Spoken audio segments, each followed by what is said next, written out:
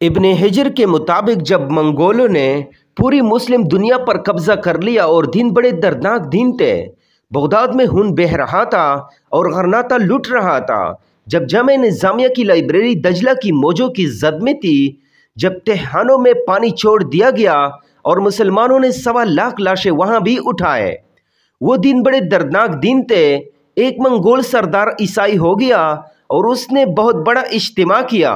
इब्न हिजर लिखते हैं कि उस बदबख्त ईसाई बादशाह ने दरीदा देहनी करते हुए हुज़ूर अकरम सल्लल्लाहु अलैहि वसल्लम की शान में गुस्ताखी की, तो उस बड़े इज्तिमा के अंदर एक भी मुसलमान नहीं था। तो जब वो हुज़ूर अकरम सल्लल्लाहु अलैहि वसल्लम के खिलाफ भौंका तो एक पहरादार कुत्ता जोश में आ गया और वो जोर जोर से भौंकने लगा।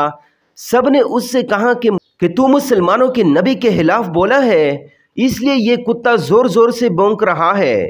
तो उसने कहा कि नहीं नहीं, ये वैसे ही बड़ा ग़ैरतमंद है। मैंने हाथ से इशारा किया तो ये समझा कि मुझे मारने लगा है, इस वजह से गैरत में आया तो उसने दोबारा हुज़ूर अकरम सल्लल्लाहु अलैहि वसल्लम की शान में गुस्ताखी करना शुरू कर दी। इतना माजमा था, लेकिन इसमें से कोई भी हुज़ूर अकरम सल्लल्लाहु अलैहि वसल्लम का गुलाम नहीं था। तो तारीख ने बताया कि वो कुत्ता एकदम रस्सा तोड़कर झपट कर शेर की तरह उस पर हमला और हो गया और उसने अपने दांत उसकी गर्दन में गाड़ दिए और छोड़ तब जब उसको जहन्नम में पहुंचा दिया।